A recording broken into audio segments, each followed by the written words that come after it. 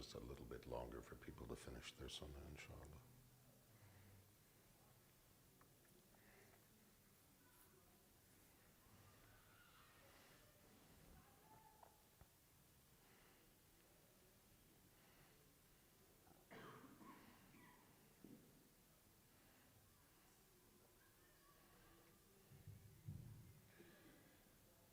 فإن الحمد لله نحمده ونستعينه ونستغفره ونتوب إليه ونعوذ بالله من شرور أنفسنا ومن سيئات أعمالنا ومن يهد الله فلا مضل له ومن يضلل فلا هادي له وأشهد أن لا إله إلا الله وحده لا شريك له وأشهد أن محمدا عبده ورسوله صلى الله عليه وسلم وبعد.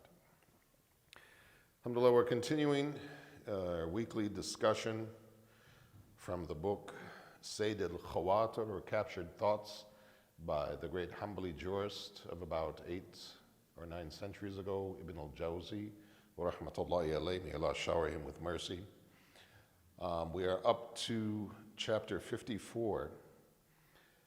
This is one of his longer reflections. As I'd mentioned when we started a few weeks ago, the book is generally a collection of short reflections, short thoughts that he has. This is one of his longer reflections. So we won't go specifically verbatim for what he wrote, so as to make it a little more compact and to allow for some additional things at the end. But the topic that he chose for this is patience and contentment. Sabr wa RiDhaa. Patience and contentment. And there's another term that you see used for contentment many times in the books of Suluk and things like that, called qana'ah. He's specifically referring to RiDhaa here, but the concepts are roughly similar. So I'll just kind of summarize what he has, but he has some very good ways of explaining or pointing things out to make them a little more beneficial. So the most difficult task, he says, that Allah has enjoined upon mankind is to endure the circumstances of what have been predestined. In other words, what the qadr of Allah brings to us in our lives is enduring that patiently. And what he's alluding to here is something that Ibn al-Qayyim rahmatullahi alayhi elucidates in his book on patience and gratitude, which is that sabr, or patience upon the trials of life, is actually obligatory. For us to be patient upon the trials of life that we run into is actually obligatory upon us. Now, what does it mean when we say to be patient with the trials that come upon us? Because obviously not every trial is exactly the same. Some trials are greater than others. Some trials are more difficult or harsh than others. But the essence of what Sabr is alluding to is to withhold ourselves predominantly from complaining against the qadr of Allah. So the best example is the example of the Prophet ﷺ when his son Ibrahim had died. And he was holding the lifeless body in his arms, and the companions were surprised by what they saw, and they asked him, "What is this, Ya Rasulullah?" Because he was crying. And he explained to him, he said, "The heart breaks and the eyes shed tears, but we speak only what pleases Allah." This is the essence of what, when we say sabr upon these ibtila, these difficulties, these trials, this is what it's referring to. It's not referring to that somehow you become sort of emotionless monk, a Mr. Spock of the Muslim world, if you will, or something like that, that you show no effect of the difficulty that you face. That would be inhuman and unrealistic. And unfortunately, some people, sometimes that's the kind of thing they promote when they talk about patience. But that isn't realistic. The Prophet's own example doesn't bear that out. He showed emotion. His heart broke. He shed tears. He was filled with emotion. But as he said, the heart breaks, the eyes shed tears, but we only say what pleases Allah. This is the trial. This is the test. That whatever we face, we don't allow two things. We don't allow our emotions to get the better of us. We know probably all of us, what it's like to be overcome with our emotions, to be driven by our emotions to the point that rational thought seems to stop. This is one of the things that we need to avoid, is to not be overcome by our emotions. It's not to say don't feel them, but to be able to maintain and control some sense of dignity in the way that you're dealing with them, and not let them to overpower you. The other one is that, and this is part of not being overpowered by your emotions, is to not allow the tongue to utter things that would be displeasing to Allah.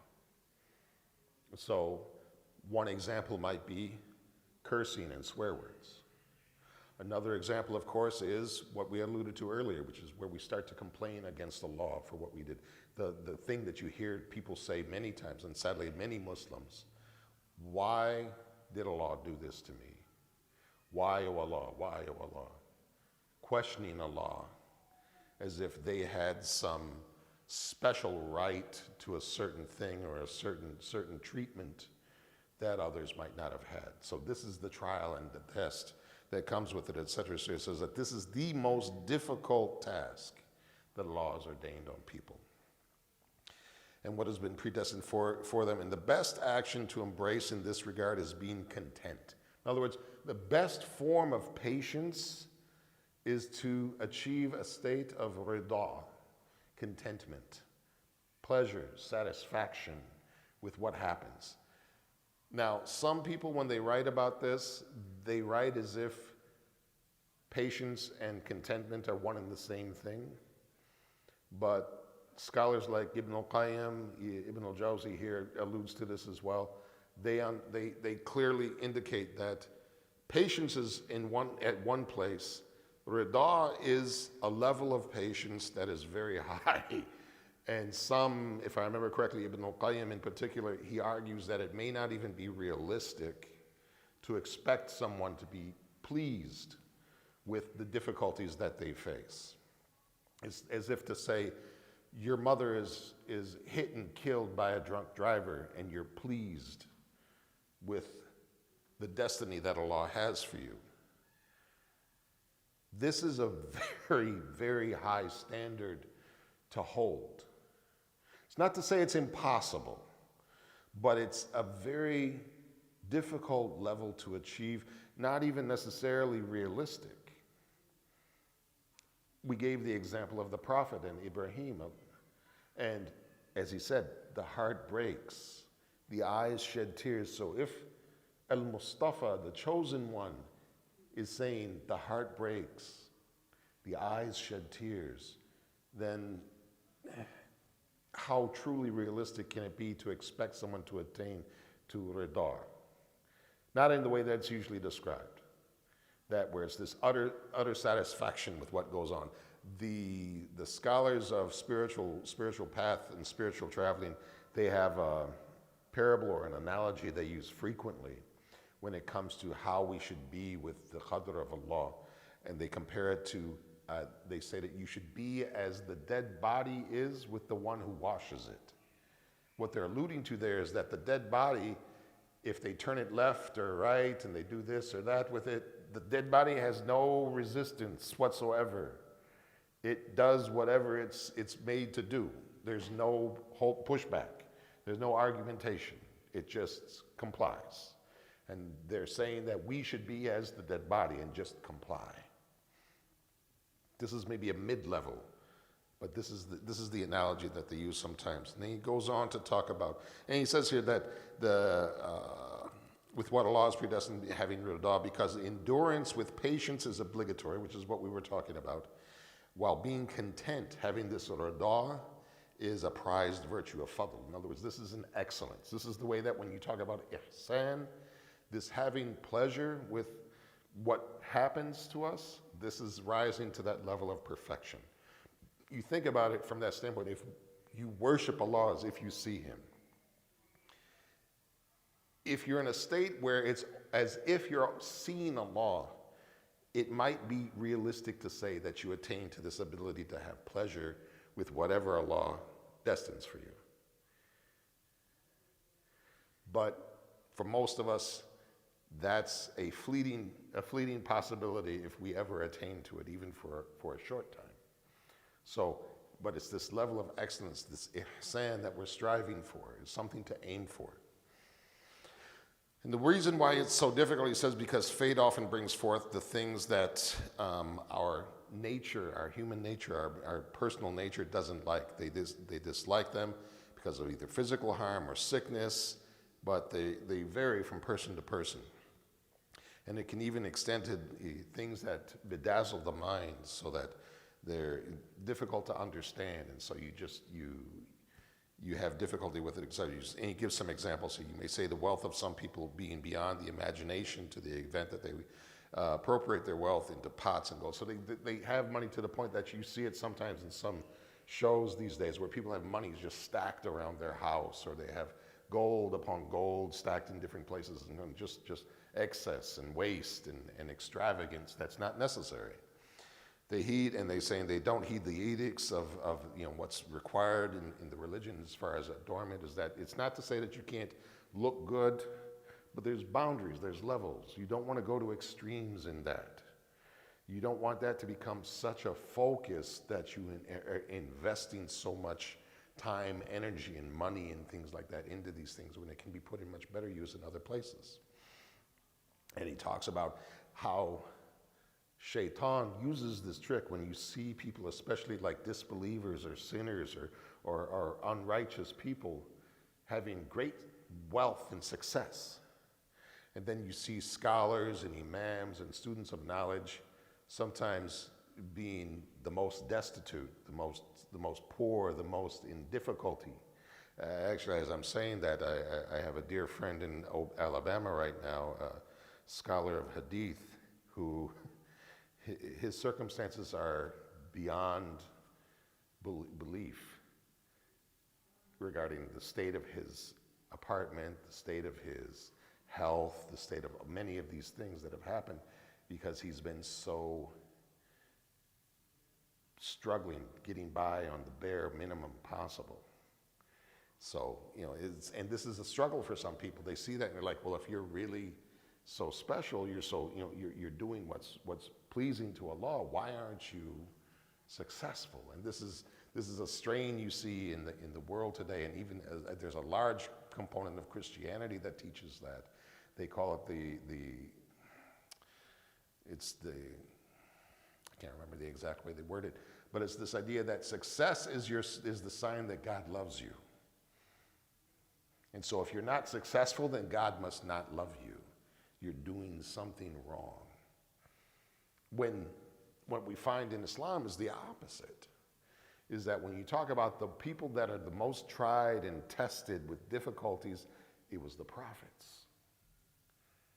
And then those next to them in righteousness on down. So prophets, messengers, scholars, students of knowledge, etc., they face difficulties that others may not because they're trying harder. If you look at it from the standpoint of Shaitan's point of view, that's the big prize, is to take that player out of the game. To take you and me out of the game isn't really a big win. That's like taking out a pawn off of a chessboard. Don't really care. You're going for the king and the queen, or the knights and the bishops and things like that, the important pieces. So he sees those people that are doing these things and he wants to take them out. So he puts more effort into trying to take them out than worrying about us. So our difficulties don't rise to the level that some of these people's difficulties come to. So it's a test and it's a trial for them. The examples which the mind becomes a builder is how he talks about how disbelievers overpower the Muslims and the authority the sinners have over the pious. And people have a hard time understanding this and having patience with this and realizing that all of it is in Allah's plan and there is something that's coming, inshallah. And he gives some examples from the Quran regarding the different points about this. I'll just mention one of them that he mentions here. وَلَا يَحْسَبَنَّ الَّذِينَ كَفَرُوا أَنَّمَا نُمْلِي لَهُمْ خَيْرٌ لِأَنفُسِهِمْ إِنَّمَا نُمْلِي لَهُمْ لِيَزْدَادُوا إِثْمًا وَلَهُمْ عَذَابٌ مُهِينٌ. And let not those who disbelieve ever think think that because we extend their time of enjoyment, it is better for them. We only extend it for them so that they may increase in sin, and for them is a humiliating punishment. So long life, greater levels of success isn't necessarily a good thing. The phrase, give them enough rope to hang themselves, that's the essence of what Allah is saying here, is that we're giving them as much opportunity to bury themselves. All the while having told them what awaits them if they go down this path, and they ignore it. They disbelieve in it, they turn away from it, they try to pretend like it's not there. So that's one of the examples. And this is the example where he says reason for bestowing the disbelievers and the sinners with worldly pleasures. This is one of the explanations. Then he talks about the reasons for testing the believers, the ibtila al-mu'min in this life. So we talked about how the believers are tested more so than the disbelievers, more so than those who are wicked or are sinful, etc. And he gives numerous examples, and again, I'll just give one of them so that it brings the point home, inshallah. Allah says, أَمْ حَسِبْتُمْ أَنَّ تَدْخُلُوا الْجَنَّةَ وَلَمَّا يَعْلَمِ اللَّهُ الَّذِينَ جَاهِدُوا مِنْكُمْ وَيَعْلَمُ الصَّابِرِينَ. So Allah is saying here what it means, or do you think that you will enter paradise while Allah has not yet made evident those of you who fight in His cause and made evident those who are steadfast? In other words, you're going to have to prove your claim, and we're going to talk about that at the end here with a hadith I wanted to remind us with. This idea that, if we claim to be of these people, and it's interestingly here he says at the end that those who are as-sabirin, he mentions those who are patient and perseverant in this particular ayah. And he mentions some examples from the Sunnah, specifically saying that we have the example of the Prophet ﷺ to show us the value of this character and this behavior and how to manage ourselves. We gave the example of Ibrahim, the death of Ibrahim, and how he responded to that, and the different things that are related to it. So I think there's some couple of ways he words some things here that I wanted to really be able to get. Here's one example. There's a hadith that you'll hear mentioned sometimes from the Prophet ﷺ, where he says that if this worldly life was worth the equivalent to a wing of a fly in the sight of Allah, then He, meaning Allah, would not have given a disbeliever even one sip of water. So to become overly attached and concerned with worldly matters is something that is short-sighted. Because if there was any true value in worldly things, the disbelievers would have never been given any of it. But Allah gives it freely to whoever He chooses, because that is a passing enjoyment, as it says, mata al-ghurur, a passing enjoyment. In other words, it's here for a while and then it's gone. It has no lasting permanence for us. What has lasting permanence is the righteous actions, the righteous deeds. This is alluded to in one of the statements of the Prophet ﷺ, where he says that Allah does not look at your forms, your appearances, or your wealth, but He looks at your hearts and your deeds, your intentions and your actions. Those are the lasting commodity that benefits us and in the life to come, inshallah. So that's one of the things that's very important to mind.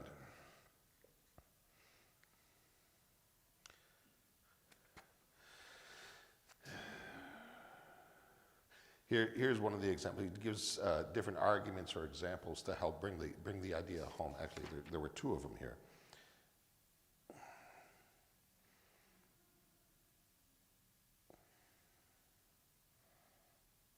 Bestowing of the sinner necessitates a severe punishment, whereas the deprivation of worldly pleasure leads to abundant reward in the hereafter. The lifetime of both types of people is soon to end. So he's talking about how you see disbelieving people having great worldly wealth and everything else, etc. He says it doesn't really benefit them. It's actually loss for them, because they obtain all of what they have in this life and they have nothing awaiting them in the next life. And he even gives an example of that where he's talking with Omar ibn al-Khattab. He says, won't you be satisfied that, for us is the hereafter and for them is the life of this world? It's like that is the lasting enjoyment. Another argument he says is those that believe in Allah are like, those who believe in Allah are like hired servants.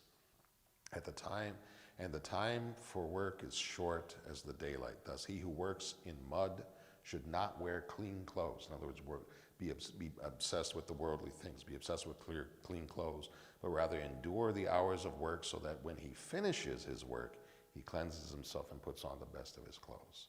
In other words, at this point now, we're on the job. We're in the mud pits. So why would you want to put on your best clothes and your best stuff to get down in the mud? Work as long as work is required, and it's only a short time. And when the work day is done, then you clean yourself, you put on your best clothes, and you enjoy the fruits of your labor, meaning in paradise. This is the analogy that he's using here. He explains, he says, this is because whoever indulges in play during the time of work will receive nothing except regret at the time of payment and punishment for his slackness.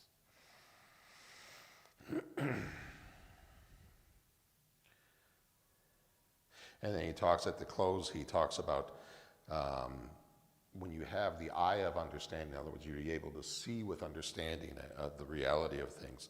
It says, he unveils the darkness around it. You would notice the musabbib, the causer, the prime mover, and not the cause. In other words, you would recognize a law and not the causes, the worldly causes that we see, but that Allah is behind all of those causes. And he talks about you'd recognize the one who's predestining things that happen, not the destiny itself. But you understand that whatever is happening, it's Allah that causes it. It's not as like they say now. They say, like Mother Nature, this or this thing that. They do everything they can. I was just watching something the other night from National Geographic, a famously atheist institution and magazine. And they were talking about all of these magnificent things in the creation. They did everything they could as they're talking about it to not attribute it to anything remotely divine, and to talk about the magnificence and the complexity and the amazing. And it's like, it's so simple. You just take a step over the line and you acknowledge what's actually making this happen. So many things that had to happen in order for life to be on Earth. I'm slowly remembering the actual program. It was all these different things that if something just a minute bit different than what it really turned out to be, life would have never been possible on the face of the earth. And it's like, you have all of these reasons, and a reasoning person can't look at that and say, this all happened by chance, which is of course what they say. If it was one or two things that had to line up in this very particular way, maybe you could have made an argument for chance. But you're talking about hundreds and thousands of different things that had to align in a particular way to make this happen. And not even just happen once, but the nature of life on Earth, these kind of things have to continue happening over and over and over again. How can a rational person think that chance could possibly explain that sort of order and that sort of interconnectedness between systems? Some of the greatest atheists of the previous decades, they realized that the interconnectedness of these systems, it is impossible for that not to be because of a grand designer, meaning the divine, meaning Allah. And they left atheism and became believers. In this case, Christianity, but the change from disbeliever to at least believing in something is a start in the right direction. So I don't want to go too much further with that. As I said, we're just kind of skimming over it since it was such a long reminder. But there was one hadith that I wanted to share that was related to this, which is found in Sahih Muslim.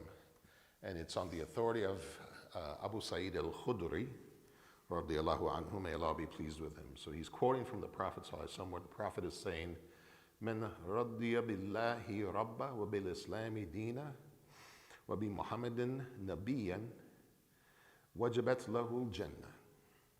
That whoever is pleased and satisfied, content with Allah as Lord, with Islam as religion, and with Muhammad as prophet, then Jannah, paradise, has become wajib for them, mandatory for them.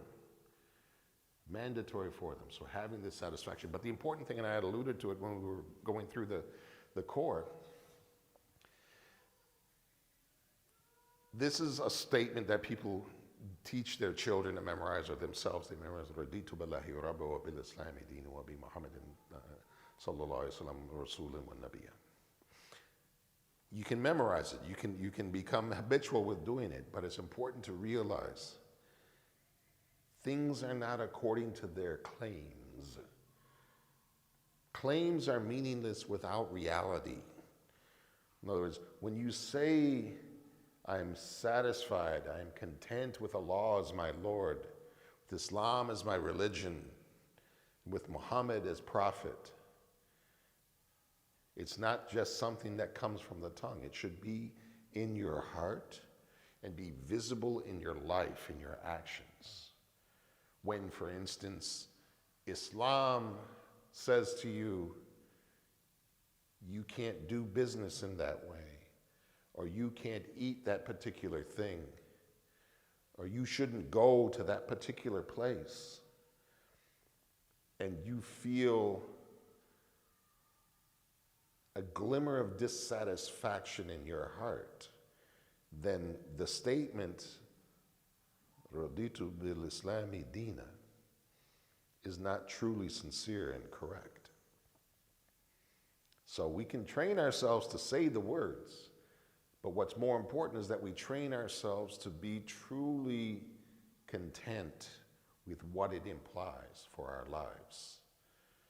Because things are not according to their claims, they're according to their realities.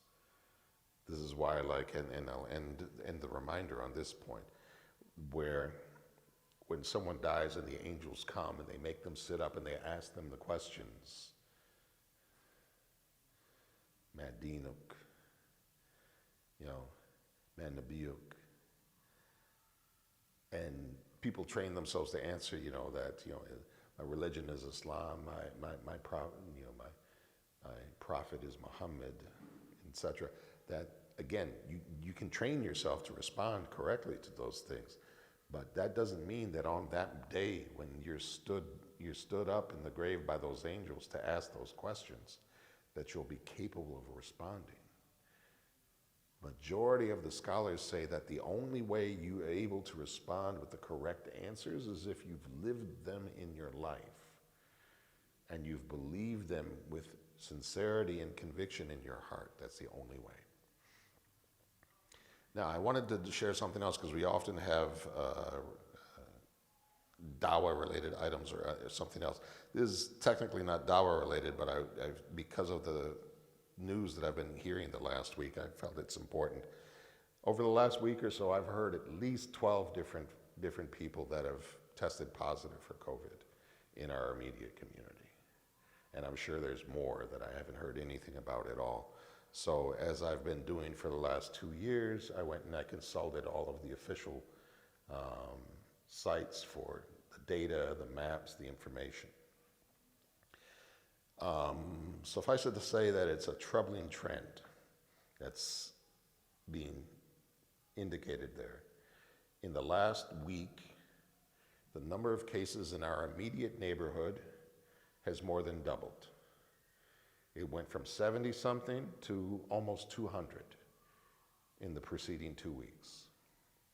So a huge spike.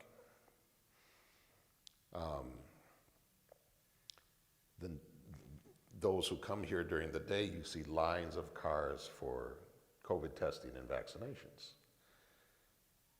The number of tests that have come back positive across Dallas County has approached 50% of the tests that are being done are coming back positive.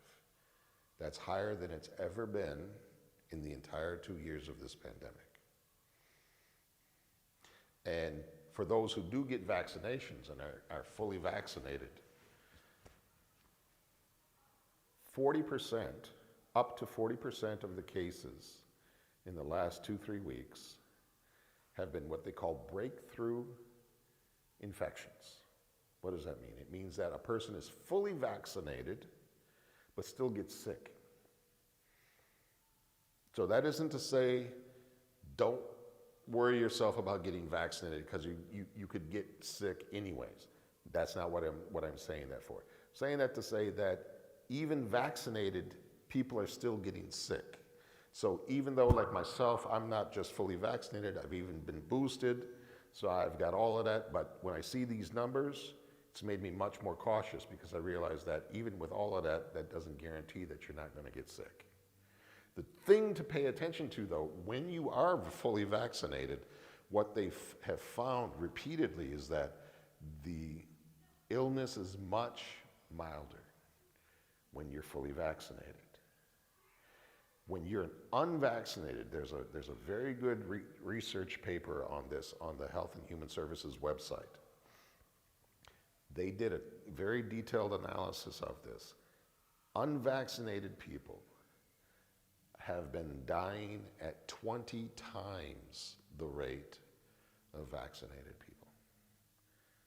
So if you don't want to be horribly sick and possibly die, vaccines are your best defense, after a law, of course. But vaccinations help. They aren't a guarantee of not getting sick, but they do protect your health from having worse effects and possibly deadly effects. Even with Omicron being milder than Delta and the original corona, people are still dying. And we're breaking records in terms of number of cases. So be careful, wear your masks, bring your rugs whenever possible, and if you want to be extra cautious, the east side of the musalla is distanced as well as masks and carpets. That's where I pray 9 times out of 10 when I'm here, by the way. So that's the reminder I wanted to have, just as a cautionary tale to the entire community, that inshallah, please, let's be more careful. There's a lot of cases in our community, many of which we're not fully aware of. So you may have been exposed and not even know it. So if you feel even the slightest bit sick, you feel a temperature in any way, shape, or form, the tests are free. Get tested, know for sure, so you can take the steps necessary and protect your loved ones from getting sick because of you. Because maybe you're strong and you can take it, but you may have people in your family that aren't, that are older, that have health issues, or things like that, where your carelessness, even though it won't harm you directly, could potentially kill them. That's real. And you need to be careful.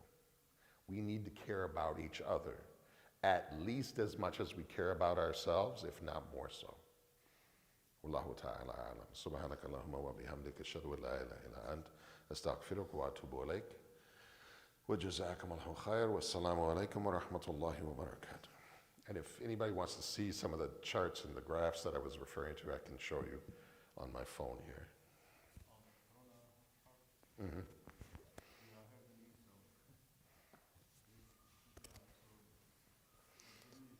We said we broke a record in Dallas just a few days ago.